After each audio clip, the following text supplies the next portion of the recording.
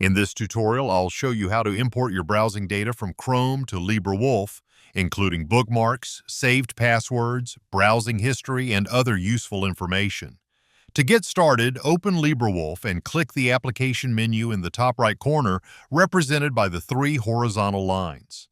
From the menu, select Bookmarks and then click Manage Bookmarks. In the library window that opens, click Import and Backup at the top, then choose Import Data from another browser. LibreWolf will open the Import tool where you can select the browser you want to import data from. Although this video focuses on Chrome, you can also import data from other supported browsers. So if you're moving from another browser, simply select it from the list if it is available. Choose Chrome from the list and click Continue.